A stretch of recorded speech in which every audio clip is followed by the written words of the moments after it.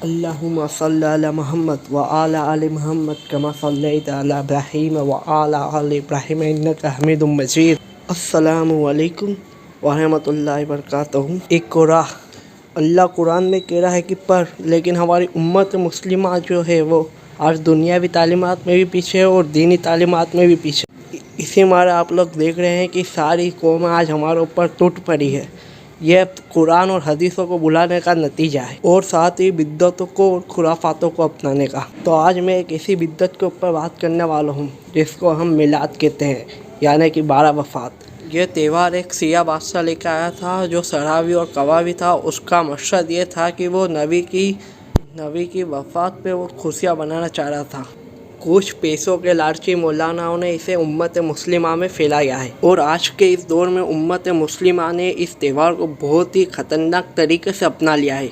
उनको इस चीज़ से कोई मतलब नहीं कि इस त्यौहार को कभी हमारे प्यारे नबी ने बनाया कि नहीं बनाया, कभी हमारे प्यारे सहाबाओं ने बनाया कि नहीं बनाया, कभी हमारे उलमा इकरामों ने बनाया कि नहीं बनाया। हमने तो सिर्फ़ और सिर्फ दुनिया में मौज और मस्ती करने के लिए इस त्यौहार को अपनाया है। हमने तो इस त्यौहार के ऊपर करोड़ों रुपए जो है डुबा दिए हैं। जैसे 2 साल पहले हमारे पड़ोस के शहर में इस त्यौहार के ऊपर सिर्फ और सिर्फ लाइटिंग के ऊपर 2.5 करोड़ रुपए का खर्चा करा गया था। और एक और हमारा पड़ोस का शहर है, उसने भी इस त्यौहार में 4.5 करोड़ रुपए का जो है खर्चा करा था। सिर्फ और सिर्फ उन्होंने इसमें 5 से 7 काजू के दरवाजे बनाए थे जो सिर्फ और सिर्फ लोगों के पाँवों में आए थे।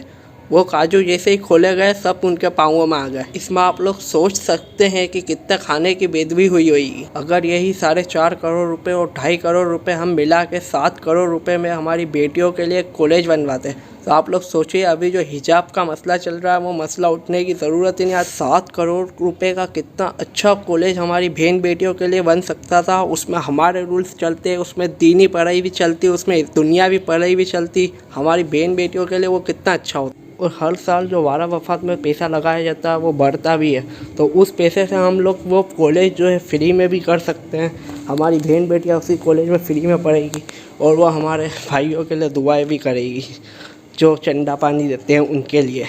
और यही दुआएं हमारे भाइयों के लिए जन्नत में जाने का कफ़ारा भी बन सकता है, बजाय उस सिया बादशाह के त्यौहार को अपनाने से। क्योंकि उस सिया जो है वो भी जहन्नम में जाएगा और आपको भी जहन्नम में ले जाने का काम वो कर रहा है। तो अपने लिए आप लोग जो है 7 जन्नतों के दरवाजे खुलवाए और इन बिद्दातों से और खुराफातों से बचे, बजाय जहन्नम में जाने से।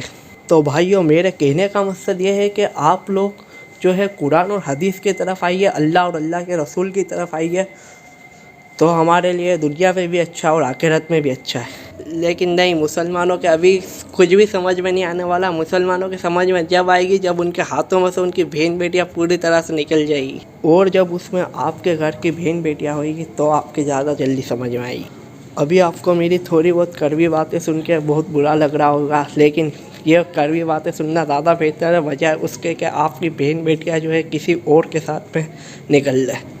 जब वही बहन बेटियाँ गैर मुस्लिमों के साथ में उनके कॉलेजों में पढ़ेगी तो उनके साथ में जब निकलेगी और उनके नारे लगाएगी तो हमारे मुसलमान भाइयों के थोड़ा बहुत दिल और दिमाग में खुश आ जाए तो बात अलग। मेरे कहने का मकसद ये है कि अल्लाह और अल्लाह के रसूल की तरफ आप लोग आए और अपनी ज़िद्दों को छोड़ दें और कुरान और हदीस पर अमल करें।